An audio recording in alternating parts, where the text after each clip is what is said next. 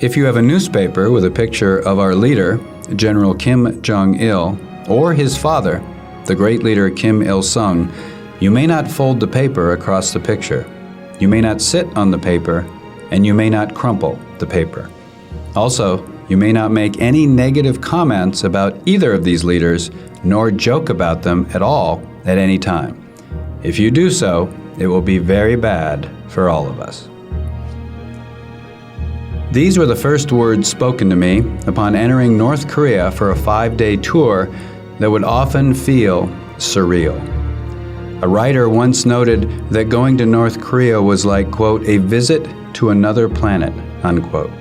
And that seems a very accurate description of what it's like to peek behind the dark curtain surrounding North Korea. Unlike most people, I had long wanted to visit North Korea. I teach university courses on comparative political systems, a subject which necessarily includes a country with features of a dynastic one-party communist dictatorship closed off from the rest of the world. Getting there was a little more problematic, but not impossible. In 2009, the U.S. government did not bar American citizens from visiting North Korea. But maneuvering around the restrictions imposed by the North Koreans was tricky. Americans were allowed to enter during a limited 2-month period and can only stay for a few days.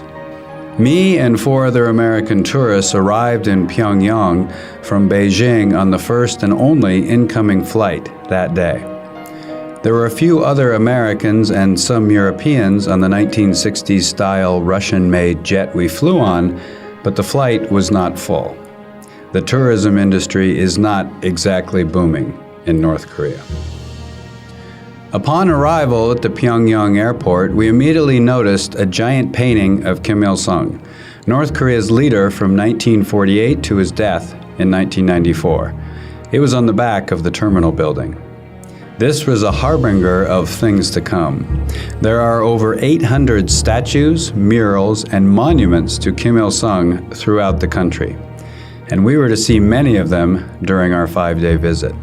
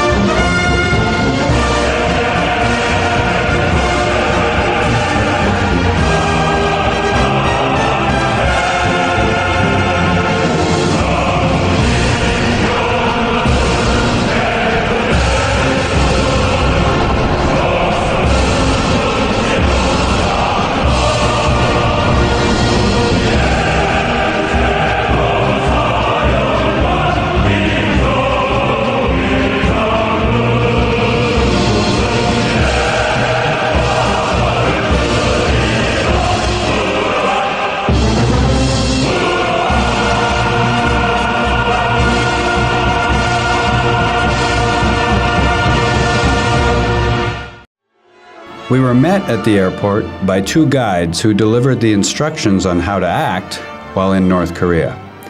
We were also told not to take photos from the bus unless advance permission was granted. This rule was only loosely enforced until one of our group was visited at the hotel and made to delete 6 photos he had taken near the north-south border. Somebody on the street had noticed the flash of a photo being taken from the bus and reported him.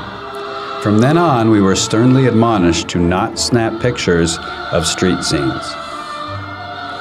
Pyongyang is a city reminiscent of 1950s Moscow or Beijing. Wide, spotless boulevards, but with few to no cars. The lonely expanses broken only by buses and some pedestrians. It was very quiet, and at night, very dark. Blackouts do occur, and electricity is a precious commodity.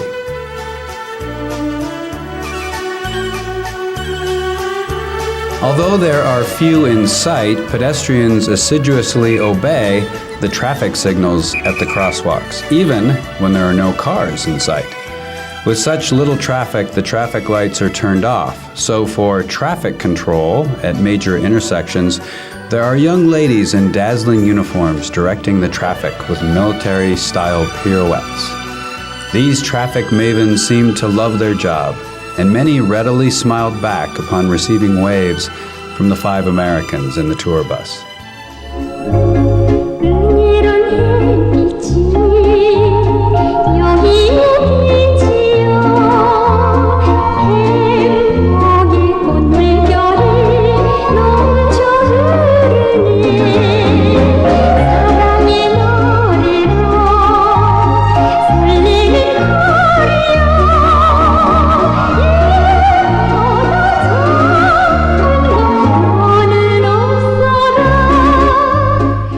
Due to the rather eerie quiet of Pyongyang, the sights and sounds from a somewhat discordant marching band was jarring to our senses. What was this? Our guides explained that North Korea is in the midst of a special 150 days of hard work period, in which all North Koreans are expected to work feverishly to push their country to further greatness. The people needed morale boosting during this period of hard work, so groups of school children are sent out into the streets to sing or play music. Many of the bands were led by student conductors as young as 12 years old. It was fascinating to see groups of school children dressed in blue and white uniforms chanting propaganda slogans or blasting trumpets, clarinets, and tubas as we drove through Pyongyang. We were also told that during this special campaign, every Friday, all office workers nationwide are instructed to leave their offices and engage in manual labor such as cleaning up their streets, painting buildings, and repairing roads. Fortunately for them, they have music to accompany their work.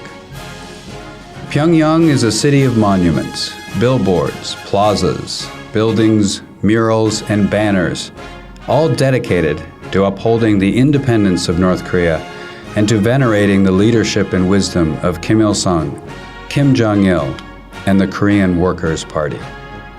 There is the Arch of Triumph, based on the Parisian version, but even bigger, dedicated to Kim Il-sung's, quote, victory, unquote, over the Japanese in 1945. There is the Tower of the Juche idea, which honors the cornerstone of North Korean philosophy, the idea of self-reliance and independence.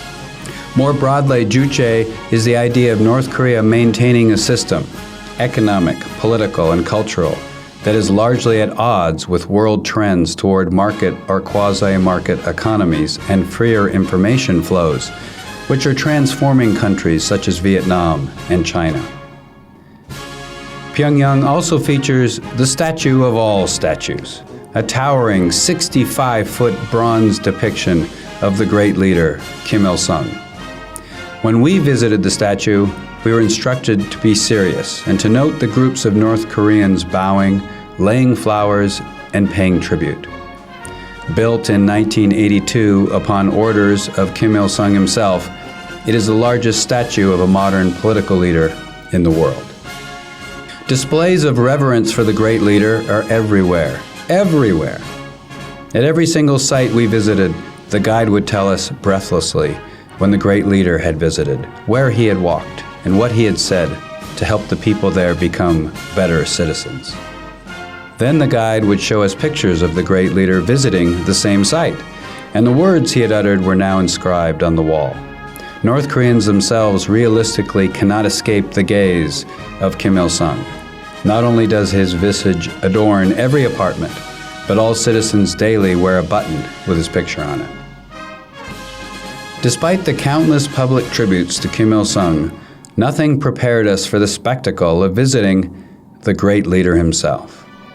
It is rare for Americans to be invited to visit Kumsusan Memorial Palace, where he permanently lies in state, and it is simply one of the singular political experiences one can have. Kumsusan is massive. It makes the mausoleums of Mao, Lenin, and Ho Chi Minh look like backyard sheds. All men are required to wear mourning-type clothes, and most women wear traditional Korean dresses. After checking our bags and cameras, we walked 4 abreast onto a moving walkway, similar to those in airports.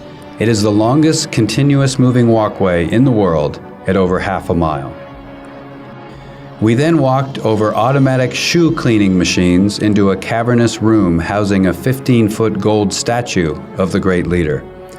Visitors stood at a red line in front of the statue and bowed while dreamy music wafted through the room. Then we proceeded to the sublime experience of the Hall of Lamentations, which featured walls covered with murals of people throwing themselves on the ground in painful mourning over the death of Kim Il-sung, prostrate with emotion. Over loudspeakers and in our ears in English via an audio guide came the grief-filled voice of a man who described the pain felt deep into humankind's core, as he said it, at the death of the man who he said provided light, guidance, hope, wisdom, and strength to all of humanity. As the voice intoned that the flow of their tears is etched into the earth, I looked down at my feet, and indeed thousands of tear-shaped designs dotted across the expanse of the floor. After this exhausting experience, we were led through a portal consisting of massive blowers that hit us from both sides, like walking through a hurricane for a few seconds, meant to remove any dust particles from our bodies in order to view the body of the great leader. We formed up into lines of 4 and entered the room in which the eternal president of the DPRK lies in a glass dome sarcophagus. The Koreans around us looked as if in a daze, with many of the women overcome with grief, dabbing their eyes to wipe away the tears. They bow at the head, feet, and both sides of the great leader. We leave and retrace our long journey back to the entrance. On the way back, I noticed something I hadn't before.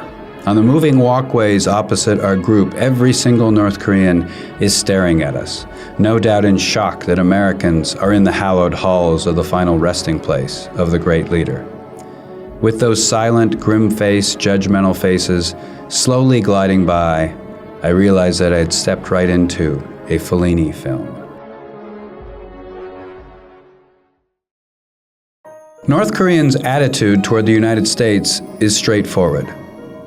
As our North Korean guide told me, "You are the enemy." "But why?" I asked. "2 reasons," he said. "First, you want to destroy our system and impose your system on us. Second," he said, "you occupy the South and prevent Korean unification."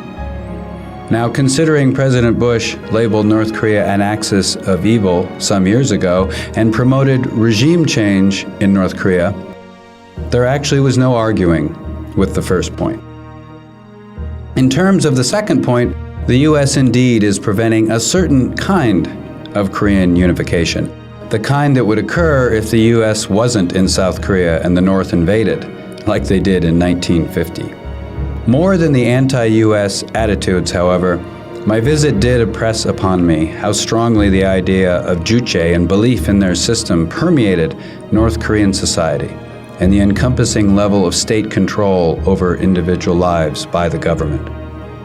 For example, there is only one full-time TV station for a country of 24 million people, which only shows news and films touting the state. Watching South Korean television or videos is against the law. There is no internet as we know it, but instead an intranet system controlled by the government. To the North Koreans, what we would see as failures of the government, such as the famines that hit in the 1990s, are to them caused by U.S. policies and are used as tools by the government to strengthen the people's resolve to, quote, defend their independence, unquote, rather than reasons to question policies. It is this rather unique blend of a closed society, respect for the Kim family, state police control, and focus on the United States as the enemy that allowed North Korea to survive the world democratization wave that occurred after the fall of the Soviet Union in the 1990s and other world trends since. With the great leader's death in 1994, his son, Kim Jong-il, took on the mantle of leadership, and then he too received a great deal of hero worship.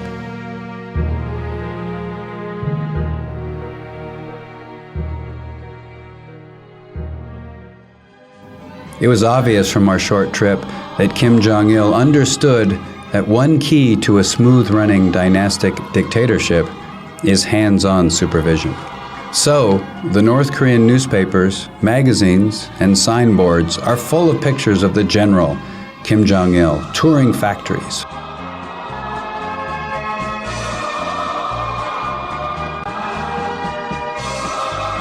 Farms.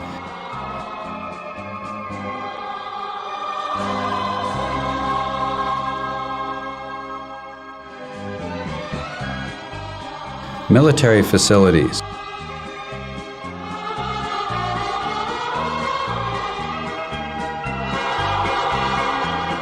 Public buildings and construction sites.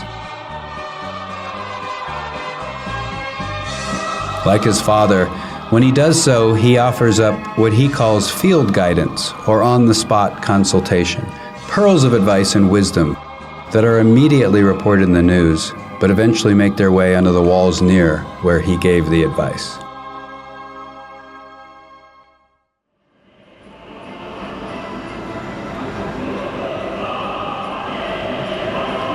The ostensible reason for allowing Americans to visit North Korea was to see Arirang, the mass performance of song, dance, and gymnastics put on in the National Stadium every night for 6 weeks in the summer for many years in North Korea.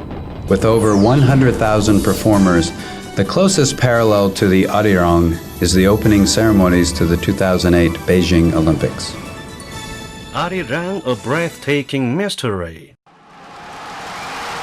Leading to admiration and wonder, it is an original show.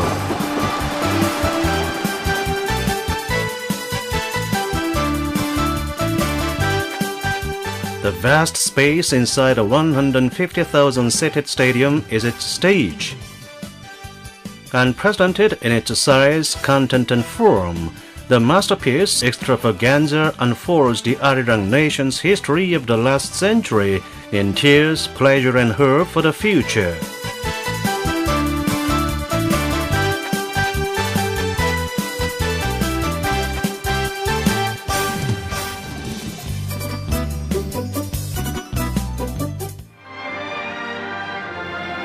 Arirang involves over 30 different performances or chapters, detailing the tale of Korea from ancient roots to Japanese invasion to the rise of the great leader to the building of the current Juche-based society to a future of reunification and happiness.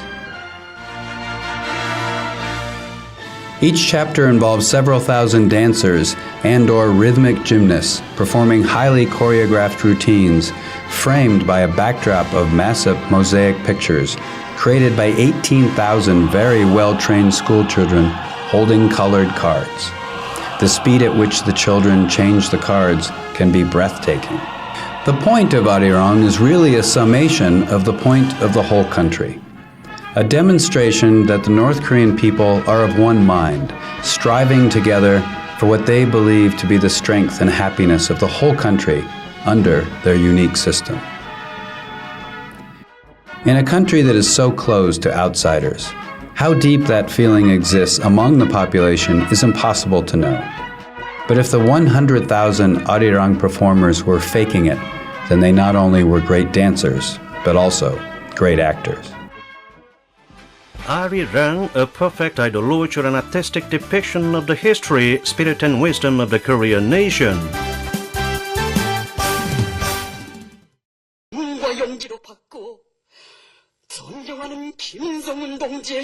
On December 17, 2011, Kim Jong-il died.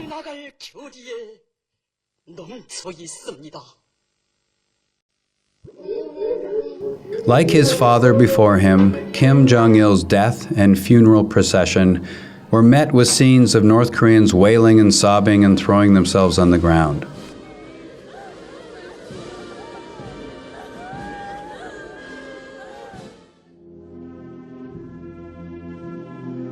Kim was named the Eternal Leader, and his body is preserved and displayed with Kim Il-sung's at Pyongyang's Kumsusan Memorial Palace, now called Kumsusan Palace of the Sun.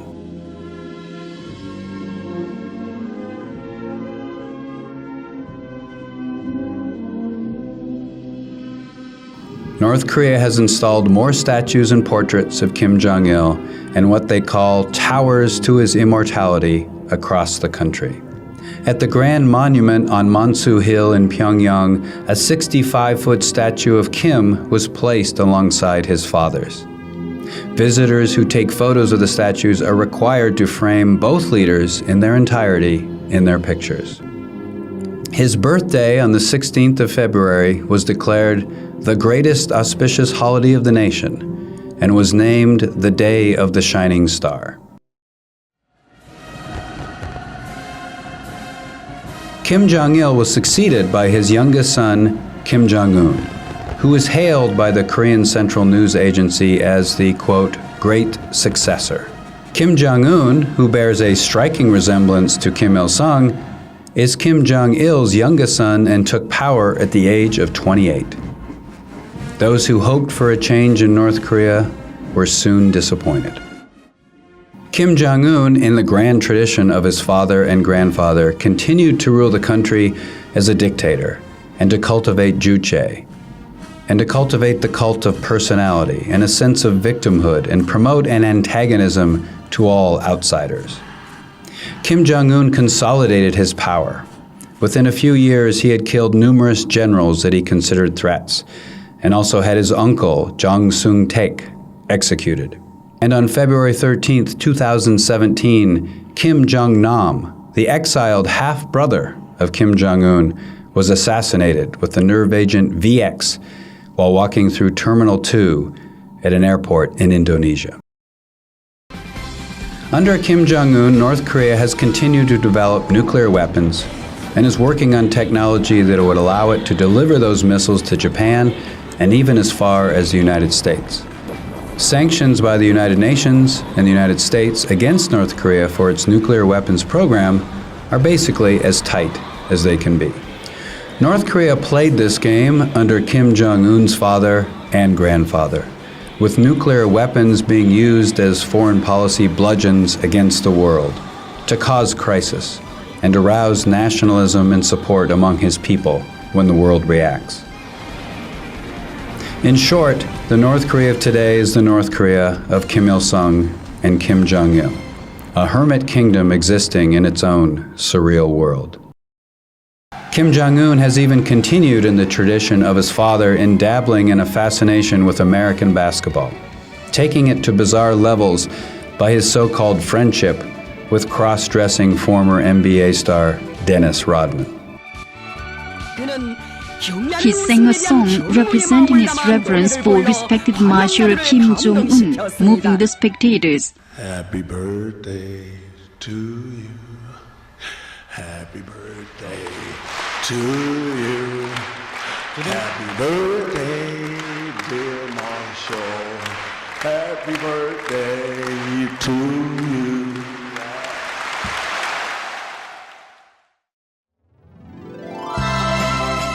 While the Rodman visit and so many aspects of North Korea seem to be silly and even funny, the political scientist Daniel Shiro writes the following. If one is only a visitor in such a place, it is possible to see the grotesque humor of this kind of personification of the leader as the incarnation of all the national and revolutionary virtues. The lies become so preposterous that it is hard to believe anyone takes them seriously.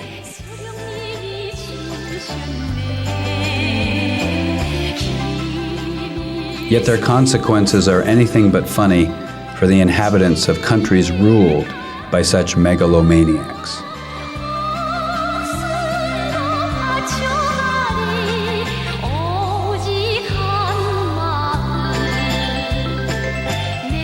Leaving North Korea after my short trip, I realized that what the North Koreans have accomplished is both impressive and frightening.